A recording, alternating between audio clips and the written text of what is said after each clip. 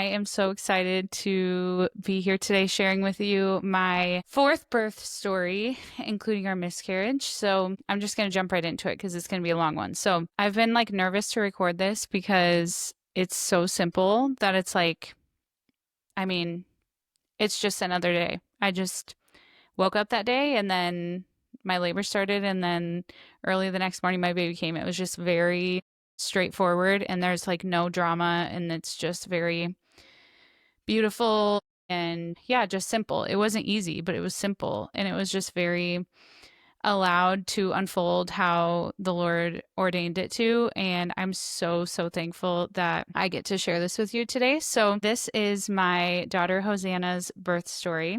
And I'm going to start with conception. I knew that I was pregnant, and all the tests were saying negative. And I was getting so frustrated because I was just like, man, I know I'm pregnant. I don't know why this isn't showing. And I hear the wild pregnancy and free birth stories where they don't take a test. And I am just so hyper about testing. Like, I love to know, I love to see it turn positive. I love to like continue taking the tests to see it get darker.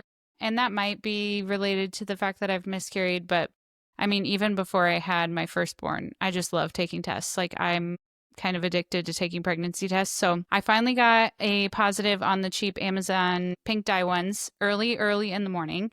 And so then I took a digital, and the digital said negative. And there's a video that I have of Caleb and I in the bathroom with our son, who was like, I think 2 at the time. And I was just like so mad that it said negative. I just turned the video off right away. And I waited like a couple hours, and then I took another digital, and that one said positive. And I was like, I knew it.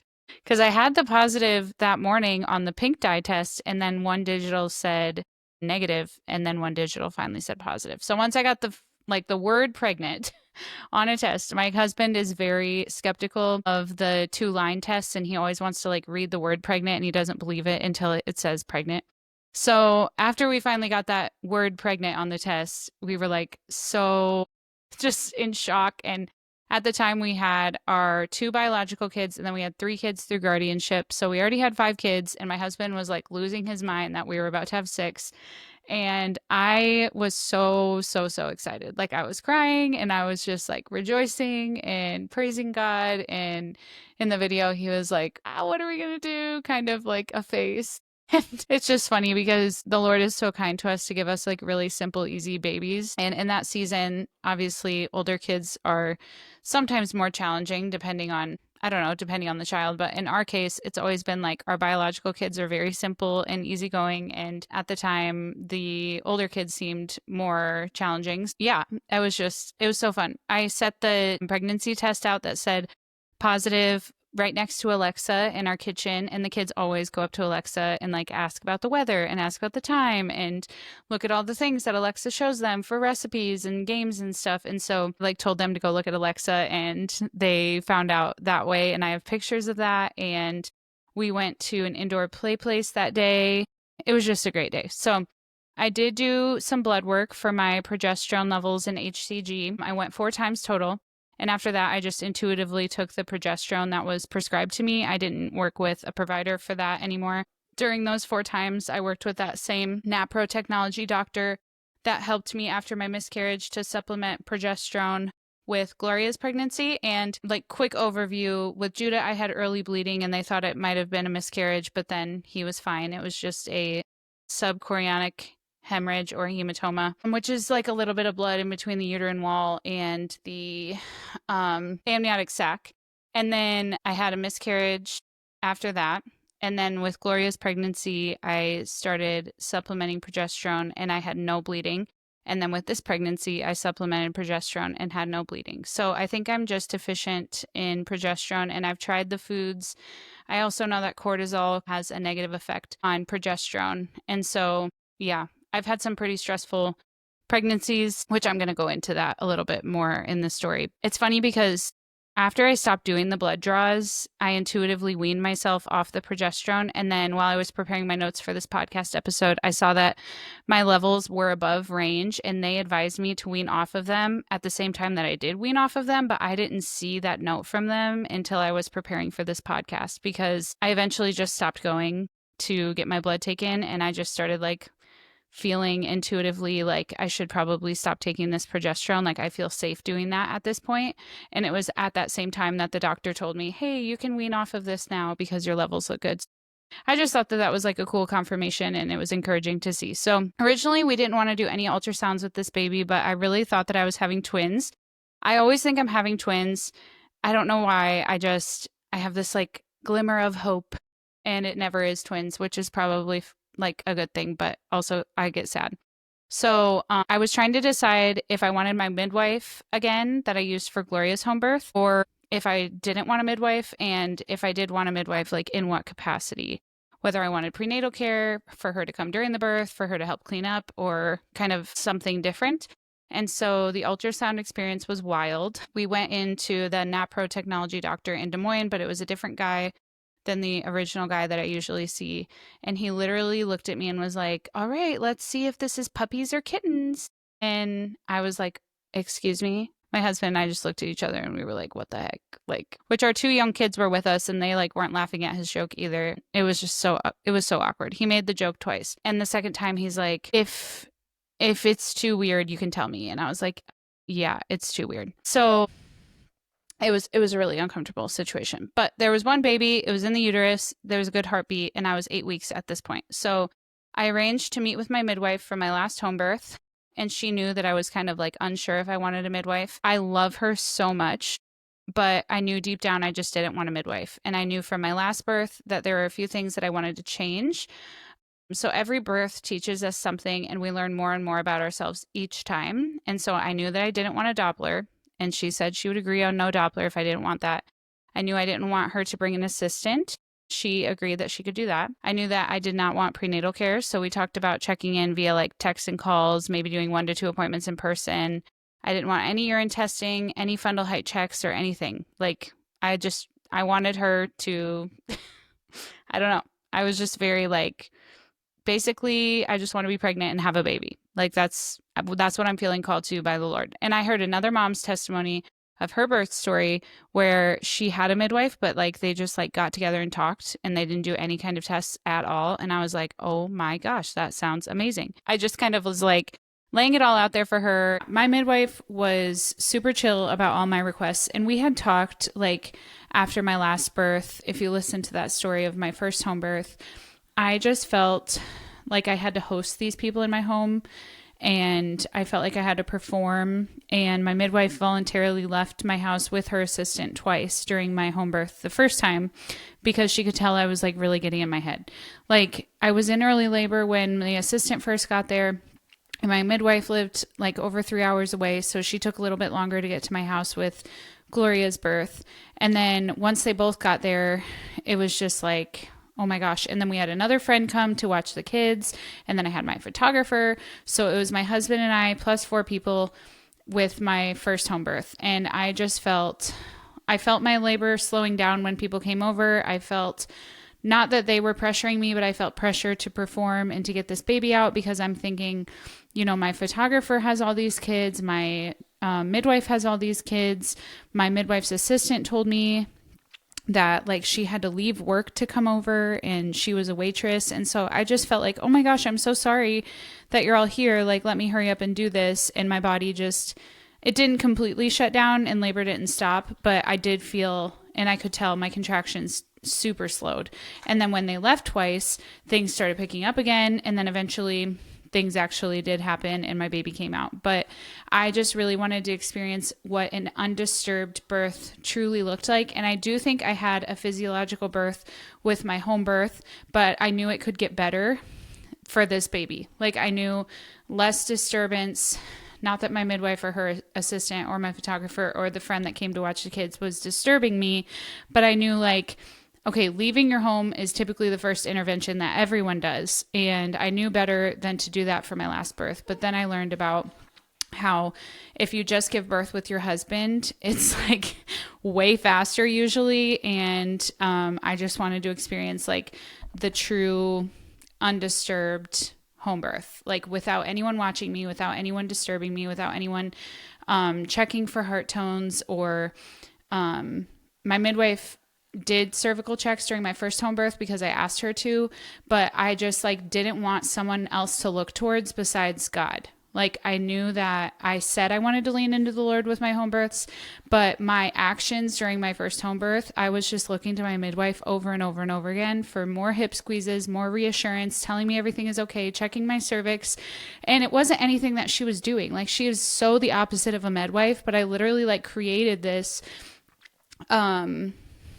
reality in that home birth that my midwife knew better than me. And that was nothing that she brought to the table. It was just everything that I did in like asking her so many questions and having reassurance. And I do think there's something to say about the level of like when you're giving birth as a woman, you might not show up as the woman that you would like to show up as far as like, I would like to do everything myself. And if you could just sit in the corner and knit while I give birth, that would be great. Like that's what I told my midwife when I was pregnant last time. And then when I had Gloria, it was like night and day difference. Like I needed her so badly. And I don't think there's anything wrong with needing someone, but I realized after the fact that I really wasn't leaning into the Lord and I wasn't looking to him. There was worship music playing and I was totally praying throughout my labor and I did feel his presence so thick in that room. But when I was calling out and when I was reaching out, it wasn't to Jesus, it was to my midwife. And so I really wanted to experience just calling upon the name of the Lord and having him save me and deliver me and all of the things that I believe birth is supposed to bring out in us as women. And I think it's a sacred rite of passage that we have that God gives us as a gift. And so many women miss out on the opportunity to truly just lean on the Lord and to surrender fully and to fully trust. And that's what I wanted for this birth. So, what happened when I met with that midwife this time and I was just laying out all of these things that I was looking for was she was totally willing to be that for me. It's just, it was so different than what she usually offered. And I was still very unsure at the end of that meeting. Like she came over for over 2 hours and we just sat on our couch and talked and caught up. And I love her so much. And it was like I just felt very unsettled because she literally told me like, I could just drive here and sit in your driveway in case you need me, but not come in. And it was just getting ridiculous because I was so uncertain. And when she left my house, I basically told her like, okay, I don't necessarily want you there for the birth, but I would love to have you like help clean up and check out the baby and I, and obviously in case of emergency, if she could come, but she's over 3 hours away. So if there was an emergency, it wouldn't be the most wise for me to call her. It would be the most wise for me to call 911. So it was just kind of like, I don't know what to do here. Like it just wasn't, the puzzle pieces weren't fitting for what I was desiring and for what she could offer me at over 3 hours away with what I was asking her to do. So after she left, I texted her and I said, okay, we think we want you there. We think we want you there, at the birth, but without an assistant, if that's okay with you, less people, and you won't have to pay someone else. Because we were also trying to figure out financially what would be the most wise. And so I said, I want very little prenatal care, like 2 appointments, maybe text and call support as needed. A 36-week appointment with all of her home birth things set up would be great. And then help with the birth certificate and 1 postpartum visit. And I sent that text and I literally felt zero peace, like zero. I was like, Caleb, I don't feel good about this. This is not what I wanted. Like, I just knew it was like not what I was supposed to be walking towards. So 2 days later, I texted a local midwife who I had met at a pregnancy center event a couple years ago after my first home birth with Gloria. And she knows that midwife that I was just talking about. And so this local midwife, I texted her and I said, hi, it's Mandy. We met at the pregnancy center event previously. I just wanted to see if you'd be able to do a brief phone call consult soon to discuss possibly serving me for a home birth. And I said, I should add, we're thinking about birthing just the 2 of us, my husband and I, but I wanted to discuss with you maybe coming after baby is born to do a newborn exam and check me too, and also help clean up and maybe just 1 postpartum visit. But we're still praying about it and consulting with you and our other previous midwife. So we did a phone call where we figured out she lives 2 minutes down the street from me. I was like, you've got to be kidding me. That's amazing. And was willing to support us in a free birth, which I was so thankful for. So, again, I just wanted it to be me and Caleb. I didn't want anyone else there. And I asked her if she could come after the placenta was born to help clean up, do a newborn exam, check for tears. And she agreed. And I was like, hallelujah, this is such an answered prayer. I was so excited. And it was really important to me that she was a Christian. And I felt so pleased after our phone call.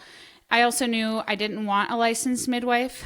And she told me she's not currently licensed at the time. And she was underground, which was 100% what I was looking for. And she doesn't even offer cervical checks. And so we talked about mother-led resuscitation, vaccines, blood loss, circumcision, lots of good stuff. And we just aligned on everything. And I was like, this is amazing, because I didn't want to have my next step after me and Caleb. Like, I didn't want, if something happened, for us to just have to transfer. Like, I wanted to be able to call someone in between calling for 911 if we were feeling hesitant or if we wanted to get the baby seen after birth. I just didn't want to have to do that because we have 2 other kids. We don't have a ton of support for childcare. And so I knew, like, in this situation, I would want to have a wise woman that I could call on before I had to call 911. Now, this is not talking about the emergencies that happen in birth. This is talking about, like, if I had any questions for a medical provider, I wanted someone to be, like, aware of our situation and have the knowledge that could answer my questions before I called 911 or before I sought medical advice from the hospital, basically. And so I updated my first midwife from Gloria's birth, who I love so much and is like a mother and a sister to me. And she told me that she knows this midwife from many, many years ago when they attended a training together. And she told me that this is the only other midwife that she would ever recommend for me. And she said that's her number 1 pick. And so I was just so thankful. And it gave me a lot of peace and reassurance in our decision. So we had dinner with the midwife that we decided to invite into our birth space after Hosanna was born. And she told us about her birth experience and serving women. And it was just really a beautiful time together. And she asked me while we were sitting at the dinner table, so what would you like to do for prenatal care? And I just smiled and I was like, nothing. And I just explained I just wanted to be pregnant and have my baby. And I told her I've been pregnant twice, actually 3 times, but past the first few weeks at least twice, and I knew what my normal was. I wasn't interested in any of those tests, but she said if I was wanting to do any of that testing, she'd be willing to facilitate whatever I wanted to have done. So I was just so thankful. And after this, we scheduled our gender ultrasound, which I wasn't going to do because we didn't want any ultrasounds initially. We gave in for that first one to decide if we wanted a midwife at the birth, because at the time, I think if I was having twins for that pregnancy, then I would have decided to have my midwife from Gloria's pregnancy with us. But since there was only 1 baby, I was like, nope, I think I'm going to do this by myself. And but we decided to do a gender ultrasound. And I'm really glad we did, because I really, really wanted it to be a boy and she was a girl. And I was just shocked. So we were all so certain that she was a boy. And I think if I would have waited till the birth, obviously it would have been fine. And I would have been like, oh my gosh, I'm so surprised. But I do think I was so dead set on it being a boy that I'm really glad I found out it was a girl prior to the moment of, like, seeing her at birth. So we went with all 5 of the kids. It took twice as long as it was scheduled to find the gender. It was at a local ultrasound place that isn't medical. And so I didn't have any medical ultrasounds, meaning like with a provider looking into my into my womb in a way of like, what is wrong here? And it was more so just like observing, which is what I really liked and I felt peace about. And after my first baby's anatomy ultrasound, I just decided no more anatomy scans for me. So unless the Lord makes it very clear, I don't plan on doing a 20-week ultrasound for any of my children. And I felt total peace about that, and I still do. But I'm not saying absolutely not, because obviously God could change my mindset and tell me, you know, with this baby, I do want you to have an anatomy scan. So I'm holding that with an open hand. But for the last 2 babies I've had, we have not done any, any hospital ultrasounds. So I love finding out the gender. A part of me wants to wait next time, but we'll see. And I just wasn't convinced. I knew that they told me it was a girl. But at one point during the pregnancy, I deleted everything off my computer. And so I couldn't rewatch that ultrasound video. And I actually lost the ultrasound photos. And it was like near the end of my pregnancy that one of my best friends had a dream I was having a boy. So I tried to find the ultrasound videos and I tried to find the ultrasound photos, and I couldn't find either of them. And I was like, oh my gosh, what if they're wrong? What if this dream is prophetic and it's going to be a boy? And so even up until the moment she was born, I still was like hesitant to even say she or a girl. I would just call the baby, and I wasn't using like pronouns, which is so funny because it's like, yeah, she's a girl.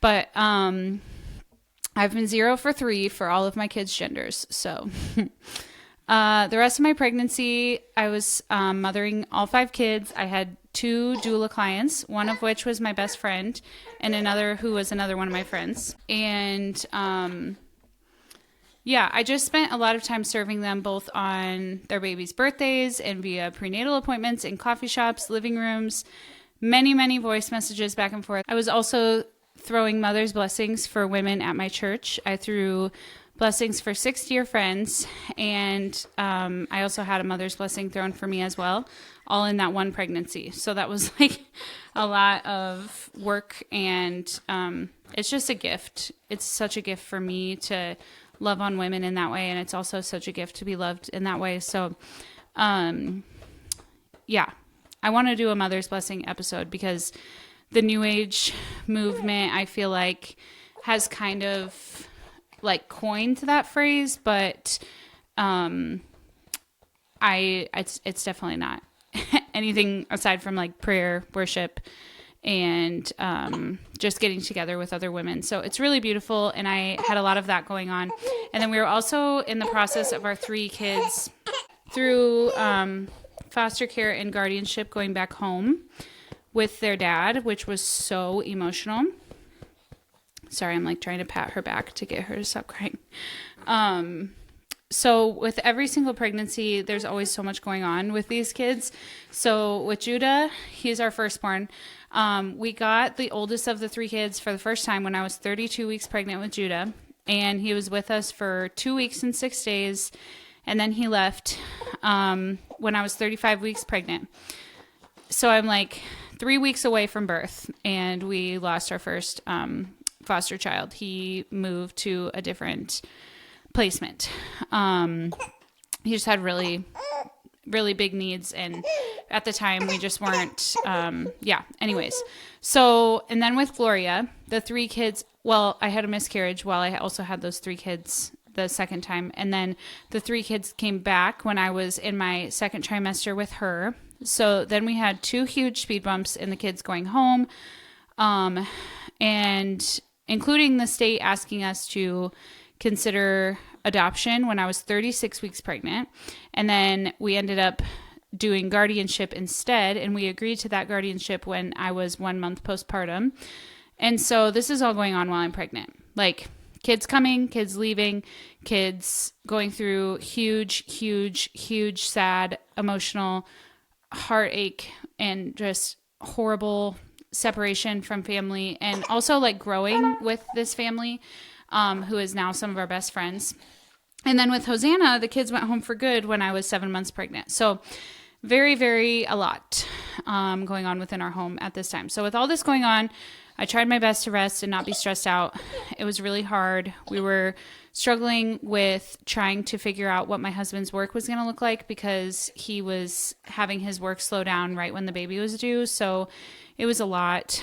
I just didn't have a lot of time for much besides like the daily grind. But I was due November 15th based on ultrasound and my last missed period. It was lining up. And in late September, the kids went home. So I was almost 8 months pregnant, and I packed up all 3 kids' stuff, their entire rooms, their clothes, toiletries, games, stuffed animals, decorations, outdoor games. And in one day, I brought all of that stuff to them at their dad's, and we were working hard to find stuff for his home, beds for the kids. We got them 2 free bunk beds, one a loft and one a bunk bed. It was awesome. And then I went into major nesting mode and all of a sudden we had all this room in our house again, and our bio kids got bedrooms for the first time. So this is kind of the picture of right before I give birth. So we're about a month out from when the kid's dad got engaged to his girlfriend, which was the same week that he got his kids back. So the kid's bio dad, the 3 kids that we had, his bio dad got the kids back. And then that same weekend he got engaged. And then a few days later in the bathroom of my home, we found out that him and his fiance were expecting another baby. So they were about to have 5 kids. So in short, in like 3 weeks, they planned a wedding, and at 39 weeks pregnant, I photographed that wedding. So we had so much going on. It was like bang, bang, bang, bang, bang, like so many things. And I'm so glad that we had the flexibility to be serving them. And I'm so glad the baby stayed in until after their wedding. But my due date finally came, and I was so excited. I had never seen my due date before with a baby still in me. So Judah came at 38 and 5. Gloria came at 39 and 5. And my due date came, and then it went. And we went to Target that day, and I made so much food, and I was just trying to preoccupy myself because I was getting so anxious, just like knowing what day it was and waiting for the baby to come. But she didn't come on our due date. And yeah, it was crazy. I had 2 nights where I was having contractions where I for sure thought that it was the real thing. So I was really thinking the baby was going to come overnight, because when my kids are awake, I know I am on. Like, I can't rest. I can't relax. I am with my children all the time. I stay home with them. And granted, I do birth work, but a lot of that is just from my phone until the baby's coming. Then I have to leave my kids and go to the birth.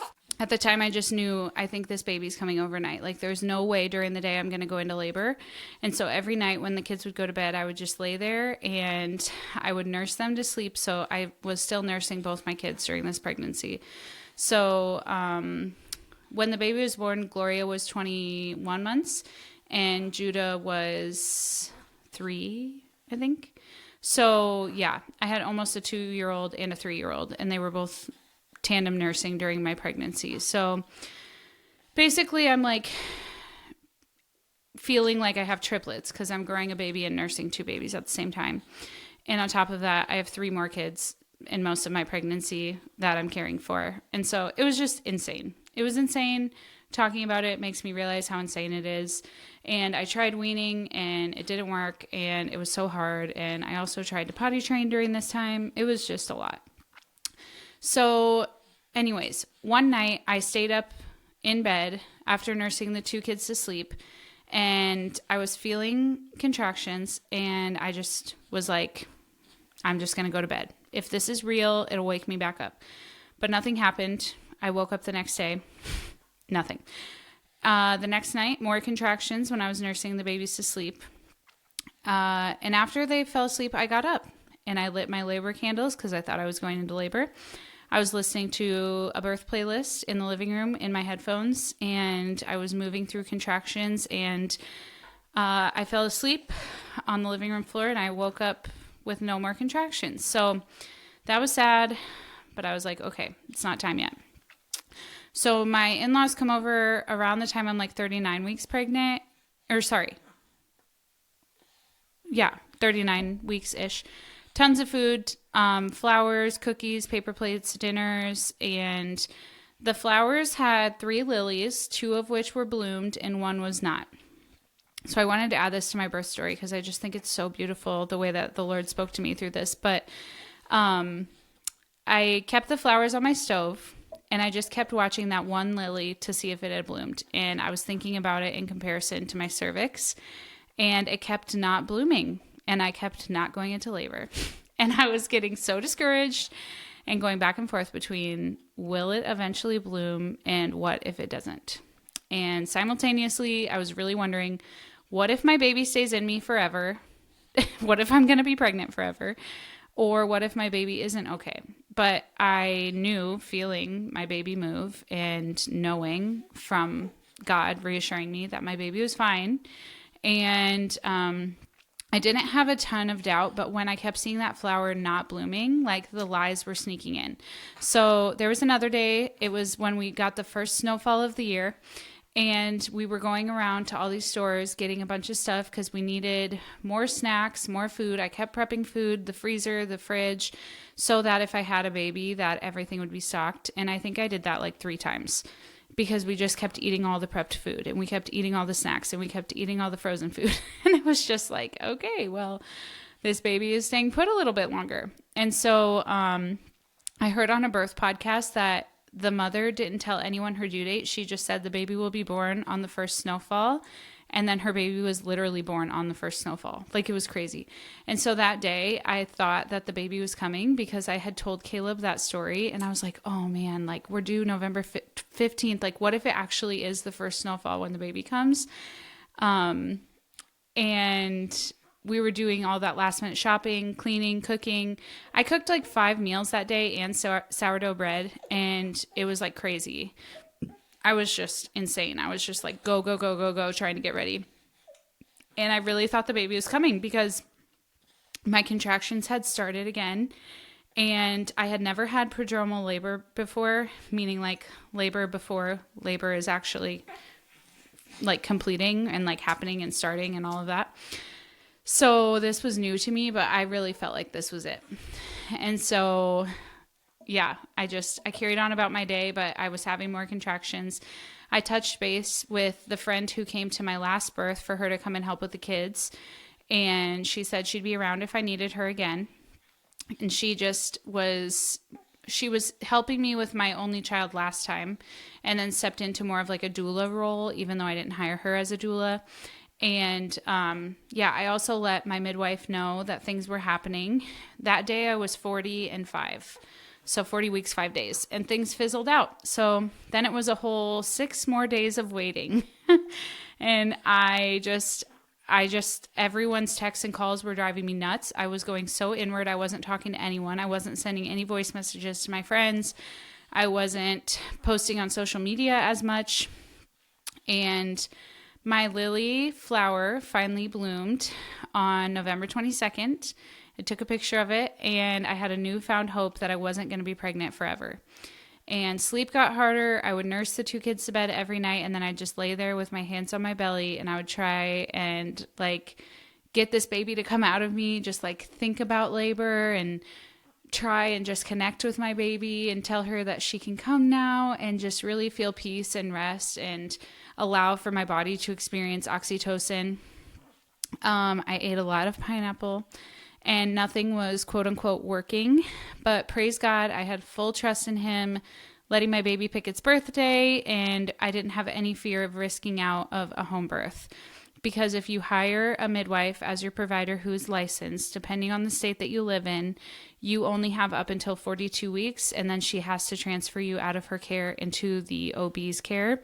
And once you get to that point of a pregnancy, they're not going to let you keep laboring. They're going to schedule your induction, and if that doesn't work, your baby's coming by C-section. And my baby stayed put until 41 and 6, which is 2 weeks longer than I've ever been pregnant, 1 day away from being transferred out of home birth care if I had hired a licensed provider. And I cannot imagine the stress that I would have been under had I had someone telling me, okay, well, just try some castor oil, or just try this, just try that, do these herbs, do this exercise, do these movements. And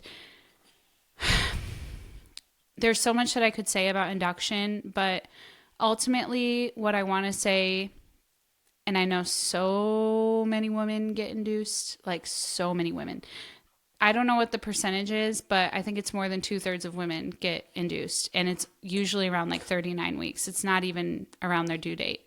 And average for first-time moms, if they wait until their baby and their body start labor, is 40 weeks or 41 weeks and 3 days. And so it's insane. It's corrupt. It's wrong. It's very upsetting and troubling for me to hear about women not allowing their babies in their bodies to pick their birthdays, because in every single birth I've attended, I don't attend hospital births for birth. As a doula or a birth photographer, it's been the perfect timing for the family and for me and for my family. And it's just so beautiful to see how God orchestrates birth to be the perfect timing when you don't induce. And it's a level of trust and surrender that you've never known before, waiting for your baby to be born. And so many women don't even experience it because they're not allowed to experience it. And it's really amazing when you just wait for your baby to be born. And there's so much more I could say about that, but I don't want this to turn into an induction talk. So anyways, I've had 3 natural spontaneous births. I think a lot of women, even when they try and hold off and not schedule the induction, the stress of knowing if this doesn't happen by this date, then I have to get induced. And the truth is, you never have to get induced. You choose to get induced. You never have to do anything. You never have to take any tests. You never have to get induced. You never have to have a C-section. You choose to consent or walk into, or obviously in the medical system, informed consent is very rarely ever given. And even if it is given, you're not in the right mind to give consent. So I have a really muddy, I guess, definition of informed consent in the hospital. Like, I don't see that as actually practiced ever, really, because you're talking to a woman whose thinking brain is turned off and you're trying to get her to allow you to do something to her or to her baby. And even if you do give all the risks, like, she's not in the right mind to make those decisions. And a lot of the times the husbands don't know what's going on and they just want to keep their babies and their mothers safe. But hospital policy usually is not in the best interest of the mother or the baby. It's basically just cover the hospitals, cover their butt, basically, and insurance stuff. But I don't even know where I was going, and I'm out of notes that I wrote. But I let my baby pick its birthday, and I think that that's really important. And I think that if you're listening to this and you are pregnant and you're feeling any pressure for induction, just know that you don't have to do anything. And I also want to go back to what I said about choosing things. And even if you didn't want a C-section and you had a C-section, I think a lot of the healing that comes from like birth trauma debriefs and talking to someone about these situations is recognizing, even if something was done to you without your consent, going back in the story and seeing, when did I make a decision that put me in the situation where my consent was taken? And so in this situation, what I'm talking about, when women say, I had to have an induction, I just never went into labor, or I had to have a C-section, my induction failed. Okay. If we look back at our stories, and this is what I mean when I say every single birth teaches us something, where was the decision made in the first place to partner with someone who wouldn't let you go back, or who wouldn't let you go past 42 weeks? That's where we can take responsibility for our decisions, for the care that we decided to receive. Sometimes it looks like, just deciding to have a surgeon as our main care provider. And then, it's more likely that you're going to end in a surgery if you have a surgeon being the provider at your birth, because that's what they know and that's what they're used to. That's what they're comfortable with, and that's what's familiar to them. So there's different decisions we can make in our births that can impact what happens to us. Are we taken advantage of as women in birth, especially in the hospital? Yes. Are we taken advantage of as women, even in home births with licensed or unlicensed providers? Yes. But there's always responsibility to be taken. And when we see these things in our births and in our stories, we can reflect on that and acknowledge, number one, what we had to do with it. Number two, acknowledge what the provider had to do with it, and then forgive and release, and then make different decisions next time that can hopefully set you up on a different trajectory than what happened to you during the birth that was not what you were wanting. So that's my little rant of taking responsibility and knowing there's nothing that you have to do. There is nothing that you have to do. If they're telling you you have to do this right now, like you don't have to do anything. You can literally sign AMA and leave the hospital. If your home birth provider is saying you have to transfer and have your baby at the hospital because you're not going into labor by 42 weeks, what you also could do is fire her and just have your baby at home by yourself or with your husband. There is no having to. There's just not. You have a choice in what you decide for your birth and in what you decide in your pregnancy. So that's all. I need to do a whole nother episode on that because this is not even about my birth story at this point. This is just me ranting about the fact that I almost got to 42 weeks with this baby. And had I had a provider breathing down my neck, I don't think I would have gone into labor. And I think I would have been transferred out of care. And then I would have had to pay for my midwife as well as a hospital bill, which sucks. And this happens to women all the time. So anyways, you don't have to do anything. You can do whatever you feel led to do, including being pregnant and then having a baby, which is what I did. So, yeah, just a lot of prodromal labor. Back to my story. On the morning that I finally went into labor, I was 41 and 5. And my husband and I were intimate. And then afterwards, he was in the shower and I was going to the bathroom and I noticed that I was losing my mucus plug. And I was like, okay, here we go. Which all three of my birth stories involve intimacy right before. And I just think it's beautiful that the same energy that gets the baby in gets the baby out. And if you've ever heard a woman laboring without an epidural, it sounds very similar to the sounds that we make when we make babies. And I think that's another reason why undisturbed birth is so key in birth progressing in the way that it's supposed to, because during my hospital birth, they kept coming in and staring at me when I was in the tub in the bathroom with the lights off. And not only did they turn the lights on, but they just watched me make all of these noises that felt so personal and intimate. And I wasn't even trying to make the noises. It was just my body making these noises.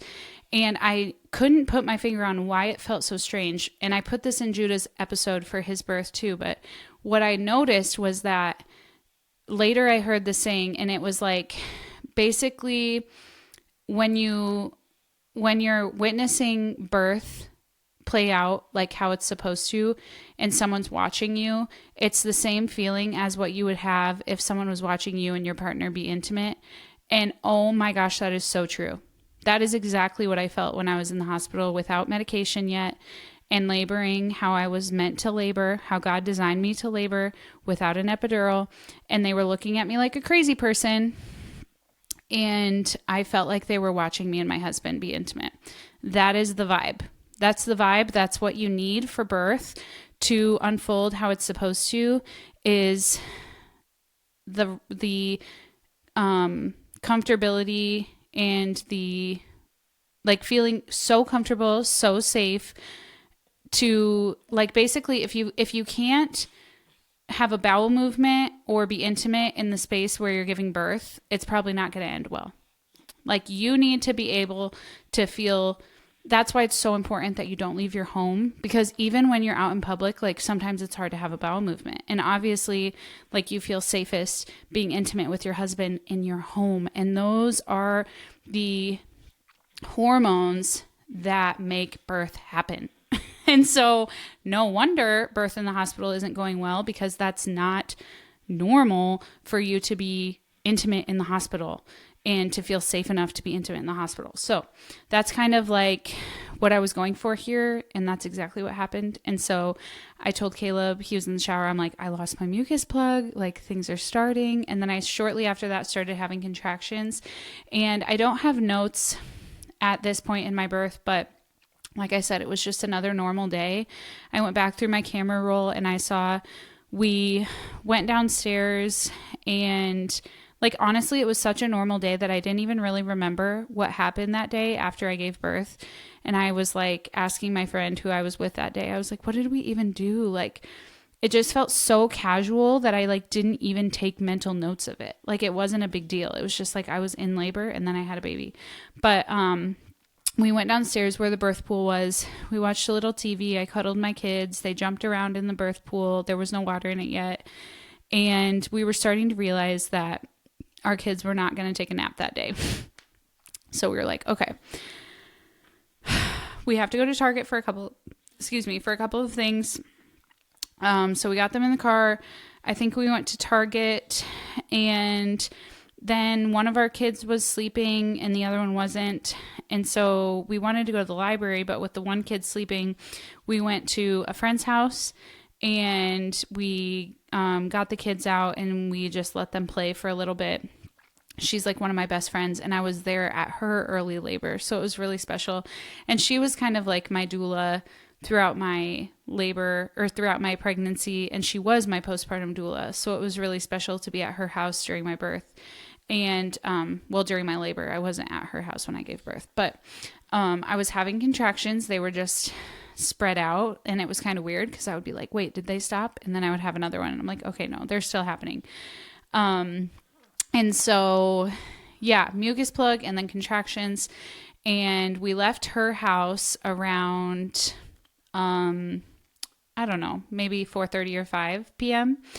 And I think we got lunch somewhere that day. I can't even remember. Couldn't even tell you. This is why I'm like, it was just another day. But, yeah, we drove around a little bit more. We got our kids both napping. And I was like, okay, awesome. They're both asleep. Now I can go inward. And so I had Caleb sit in the car with the kids in our driveway, and he worked on music stuff on his computer while they napped in their car seats.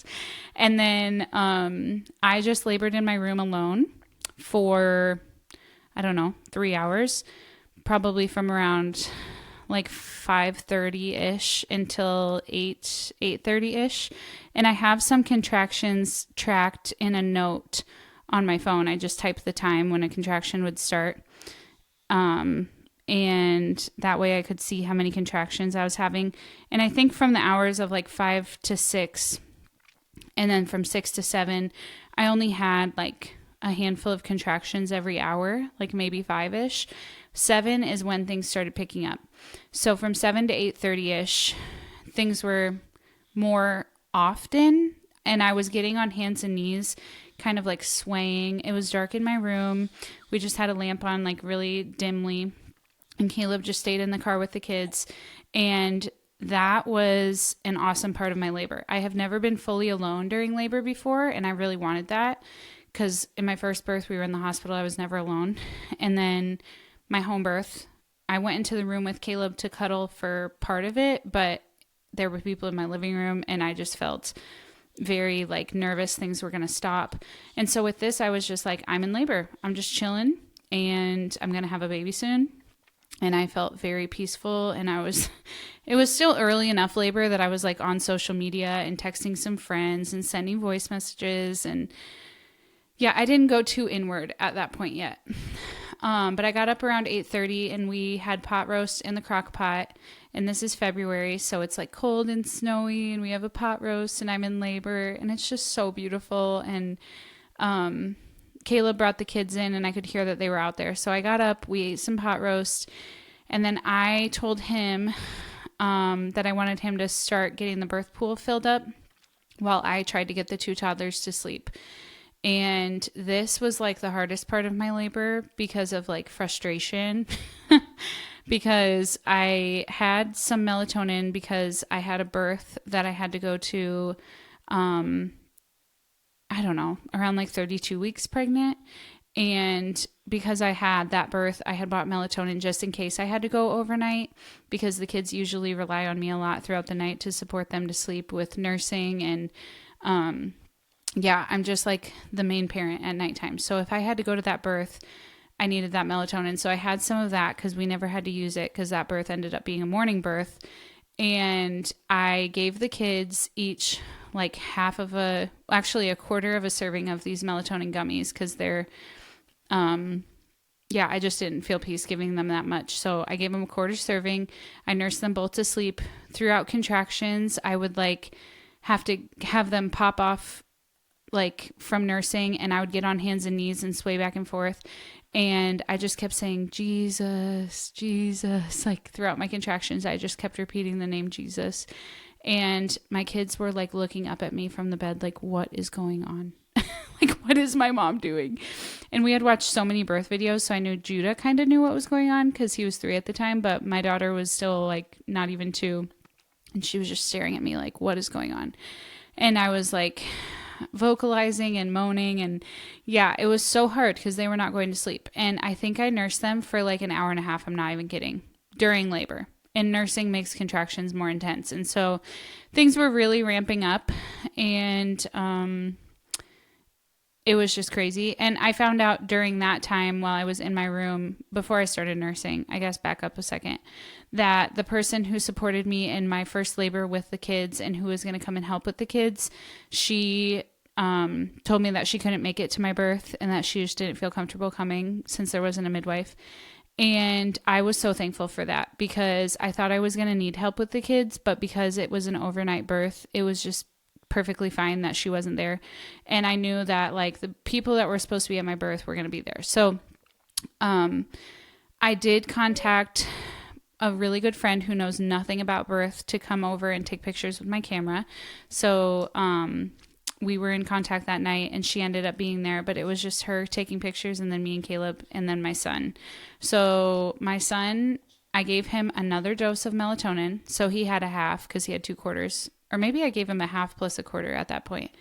I don't know. I think I gave him double what I was planning giving him and he still wouldn't fall asleep. And my daughter, I kept nursing her to sleep and then getting out of the bed to go downstairs and trying to be so quiet with my contractions. And she just kept getting up. And it was so hard. It was so hard. So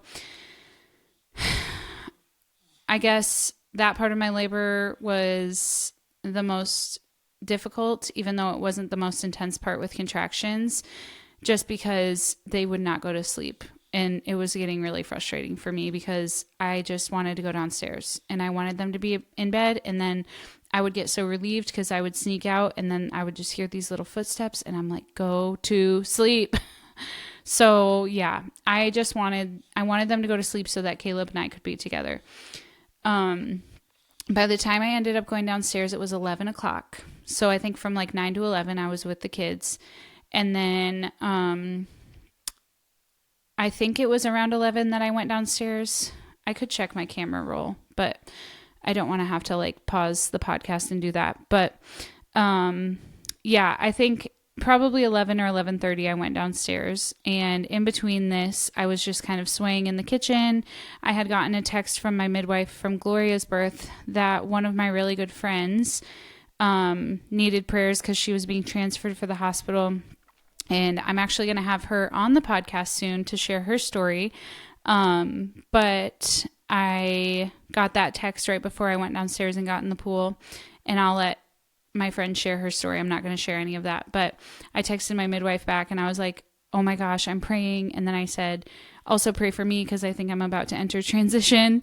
And she was like, oh my gosh, praying, I'll be awake if you need me. And I said, I miss you. And so that was just special that she texted me while I was in labor when I didn't even tell her I was in labor.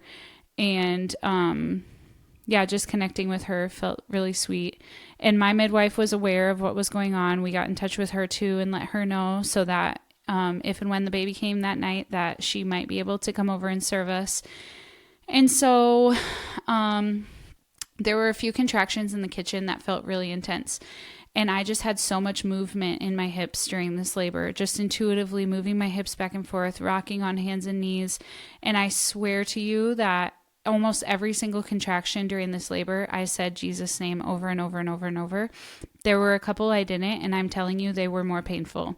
Like calling on the name of the Lord in this birth, it literally saved me. Like, I'm not kidding. My contractions were still painful. I didn't have a pain-free birth just because I spoke Jesus' name. But the 2 or 3 that I didn't say his name during were more excruciating. So I'm just giving you that tip if you're about to give birth, to actually call on Jesus' name, like physically out loud.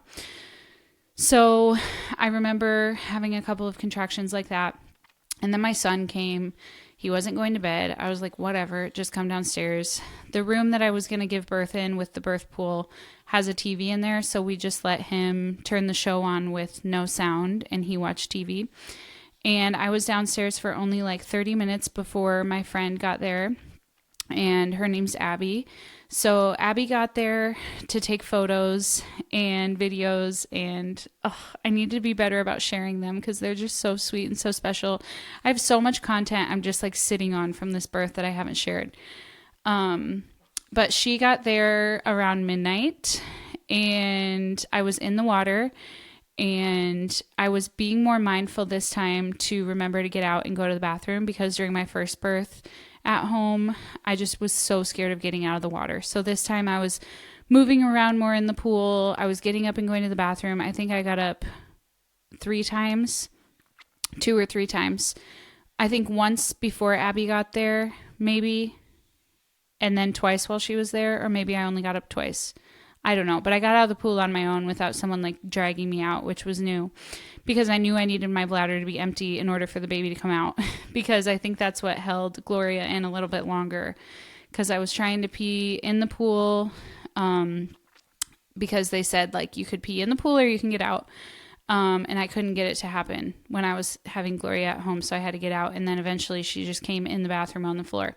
So this time, when things were getting really, really, really intense, right before Hosanna was born, I went to the bathroom, and I was so scared of what I was going to feel on that toilet, because I had already gone to the bathroom once. So I think I only got out twice, because the first time it was hard, but that second time, I remember I had my hands up on each side of me, one side holding the sink and one side holding this bar, and I was swaying with my body back and forth. Jesus, Jesus, Jesus, Jesus, throughout like the entire contraction, just swaying back and forth, moving my hips, moving my body, sitting on the toilet. And Caleb was with me.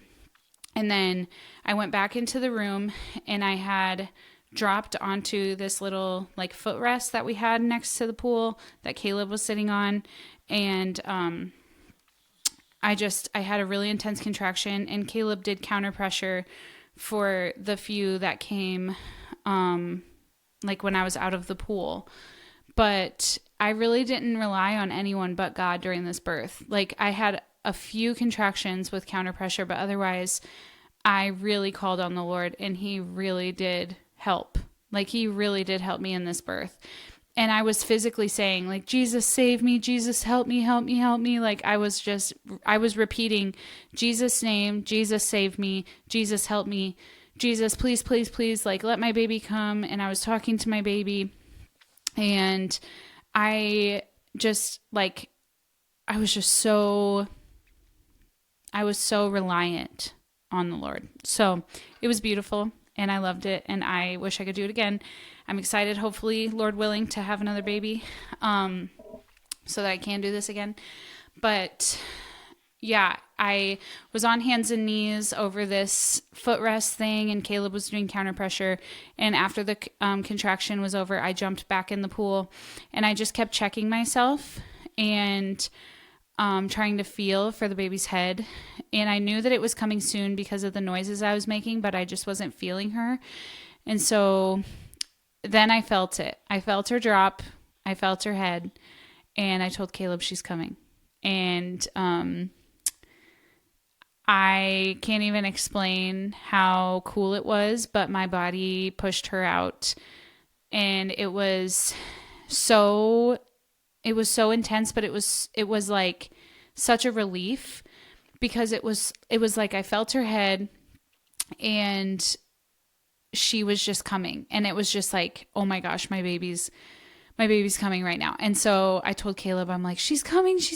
And I felt the head, and her body kind of like was squeezed down, and the head came out, and I said, the head is out. And Abby and Caleb both looked, and Caleb's like, push, push, push. And I'm like, I'm not going to push again yet.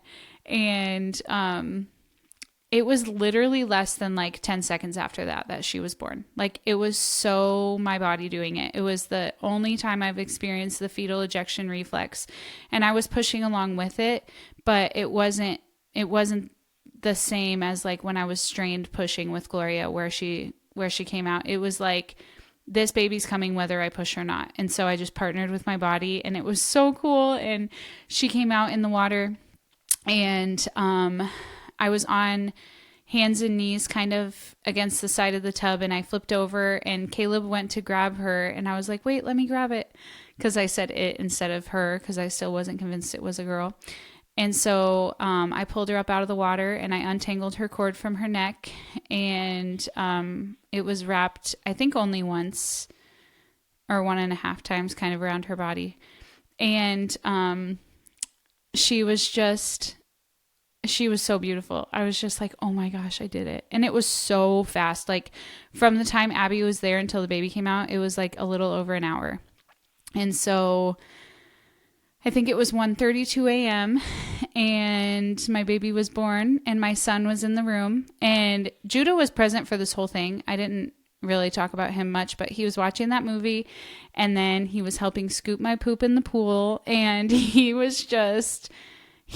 watched his sister come out, and he watched her come to my chest, and he was just standing in awe. And Abby got the coolest pictures.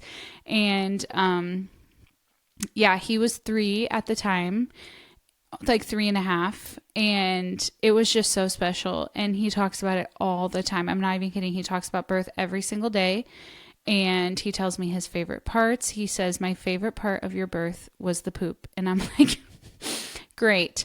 And I said, why? And he's like, because it's beautiful. I got him on video saying that 2 days ago. And I'm just like, oh my gosh, Judah, you're hilarious. But, yeah. And he just like, he tells me, I didn't want to be born in the hospital, Mom. I wanted to be born in the pool. And I'm like, I know, baby, I'm so sorry. And he's like, well, I got to see Hosanna be born in the pool, and I'll get to see your next baby be born. And I'm like, yes, you will. So, yeah, she did let out a cry at first, and then she was just super calm. And then she cried again a little bit later, but I was just talking to her, and I checked right when she came out. I'm like, it's a girl. And we were just in awe, me and Judah and Caleb. And then Judah wanted to get in the pool, so we let him get in the pool until I started bleeding a little bit. And then we're like, okay, buddy, why don't you get out? And so he was in the pool with us, which is like what he wanted. And during my pregnancy, we watched birth videos with kids in the pool, and he just thought it was so cool. And he had these goggles in the bathtub. He's like, I'm going to wear these during your birth. And yeah, he was just so sweet. And so I loved having him there. And then since I was in the water, I really didn't want to get out to birth my placenta, because a lot of the times when you have a midwife, they want you to get out of the pool so they can kind of keep more track of the bleeding. But since I didn't have a midwife, I was like, I'm just going to sit here till my placenta comes out. And it was a little colder than what I wanted, but since I've had the baby, I've been learning more about water birth, and the temperature was perfect for what I've since learned is good. 85 to 95 degrees, or maybe it's 85 to 90. It was somewhere in there. And it wasn't too hot, which I wanted it around 104. And since having the baby, I've learned more that if the water's too hot or too cold, it can really affect a lot with the placenta and with the cord. And honestly, now I don't know if I'm ever going to do another water birth or use the water in labor in the same way that I have for my last 2 home births, just because of what I've been learning about. And maybe I'll do an episode about that. But anyways, my placenta didn't come while I was in the water. I had to get out and go to the toilet, and I decided I'm not going to keep waiting for this. And so I started to try and feel if I could tell if it had detached, and the cord was a little more white. And so I had a feeling it was detached and just sitting in my cervix, which it was, like right on my cervix. And so I went to the bathroom, I coughed, and I gave some traction, and my placenta finally came out. I don't know, maybe 30 minutes after the baby was born. It wasn't terribly long, but I just really wanted to be done. Like, I didn't want to wait on my placenta. I know I could have just kept waiting. And in hindsight, Caleb even told me, like, why are you rushing the placenta? Like, why do you want it out right now? And I'm like, I just want to be done. And like, I think I honestly sabotaged my own 3rd stage of labor, and I kind of wish I would have been more chill. So in hindsight, that's something that I'll want to be less freaking out about for my next birth. But I had listened previously on a podcast that like your placenta should be out within 1 hour ish. And that like hearing that made me feel nervous because I'm like, well, I don't want it to get in there for too long and then for my cervix to start to close. And so I don't know. I wasn't as trusting in that part of my birth as I wish I would have been, but it came out perfectly fine with no assistance other than myself. And then once the placenta was out, I felt peace contacting the midwife, and she came over and she helped with getting me checked out, getting the baby checked out, cleaning up, helping me get the footprints in the baby book, and helping me weigh the baby and measure the baby. And it was just great. So, yeah, then we got tucked into bed. I mean, okay, I'm just kind of like skipping a huge part of the labor, but this is such an important time where the baby's born and it just stays with the mother and there's zero disturbance. And I am just so glad that home birth facilitates for this, but it's not just home birth, it's who you allow in your space. And I've heard stories where even family members are there and they're passing the baby around, and I don't know. It's so sacred and so special to just keep your baby with you. And so that's what I did with Hosanna. And it was awesome. And hospitals will say, you know, the golden hour, and we're going to do delayed cord clamping and all of these mother baby friendly things, but it's still like rushing the process. And I did not feel any of that besides what I did to myself with my placenta. And so it was really sweet. And Caleb got to hold her eventually a couple hours after she was born, I think. Maybe it wasn't that long, but it was longer than he wanted, because eventually he was like, "Can I hold her now?" And I'm like, "Oh, yeah." And so, yeah, we did all of the things with the midwife, and then she helped my husband break down the pool, get the water all out. She checked out the placenta, and my daughter came down before the placenta, like part of it where they were looking at it and stuff. And so I just thought that was really sweet, the pictures I have of my daughter looking at my placenta, because it's just like such a normal part that no one really gets to experience, is like, oh, let's look at the placenta, because normally it's just like whisked away. And so this time I wasn't super clingy about my placenta. I just let my midwife take it and dispose of it, because we still have Gloria's placenta in my freezer and I just don't know what to do with it. I would love to plant it, but right now we rent. And so I don't know. I just didn't want two placentas hanging around, you know, and I don't want to eat it. I don't feel like biblically that's okay. And so I just feel like there's no need for me to keep it. So my first home birth, I was like, I want to keep it. And this one, I'm like, I don't really care. So, yeah, my midwife helped us get tucked into bed. We took a ton of pictures with all of the kids together between my phone and my camera. And, it was kind of funny. Before I got out of the pool, my friend Abby brought me some orange juice, and I had been pregnant for so long that the orange juice I bought to drink postpartum was bad. And so I had just bought another one, and she brought me the one that was bad, like not knowing, because I didn't throw it away yet.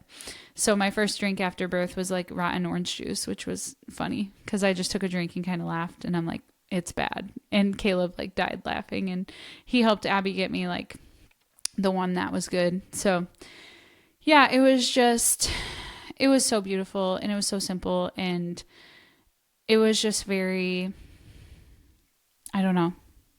I didn't feel fear of what's like, what if, and what if this happens, and what if that happens. And I knew that if I needed to transfer, that God would give me peace about that. And I never felt any kind of like inkling that anything was ever wrong.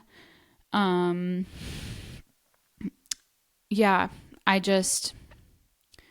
I knew that the risk of induction was way higher than the risk of anything bad happening without disturbance. And so I never felt peace with, oh, I'm too pregnant, now let's go to the hospital and have an induction. Like, I just, yeah. And I educated myself about the main emergencies that can happen in birth. And my husband and I took a Zoom call with another woman and her husband and other husbands, just talking about like the husband's role in birth. And that was super beneficial. And if you're interested in that, I can send you the link to purchase that. It's super affordable. It's just the recording of that call that we were on that helped us. But yeah, just send me a DM and I can get you that info.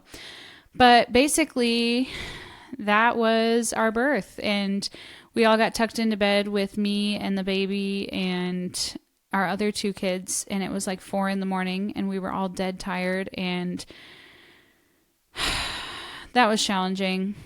My postpartum was really challenging because my husband's work was slowing down and a new job hadn't came through yet. And we were just really stressed financially. And it was good timing because he wasn't super busy and he was able to be home for the birth. But thank God since then he has accepted a position at the same employer. But before he was freelance and self-employed, and now he's salary. And it's exactly what we needed, exactly what we prayed for. But during our postpartum, we didn't know that breakthrough was coming and where it was going to come from. And it was just really hard financially. And yeah, that was hard. I feel like every time I have a baby, it's really hard on my husband. Just like the strain of like our capacity increasing, and like obviously every time you have a baby, you'll be given exactly what you need. But like sometimes there's that tension of like, we don't really know how to do 3 kids yet. So that was really hard. But thankfully I had a postpartum doula who came once a week and served me. It was a different one than what I used for Gloria. But if you've never heard of postpartum doula care, I highly recommend it. My friend came once a week and she cleaned our house and she did my laundry and she talked to me and she served me. And it was just amazing. And yeah, that was really, really helpful. She was born 2 days before Thanksgiving.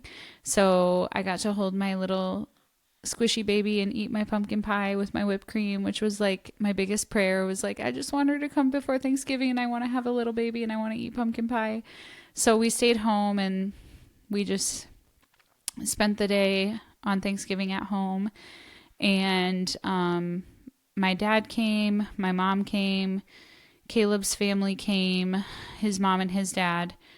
And other than that, we didn't have any visitors for a while because it was like, I don't know, it was the holiday season.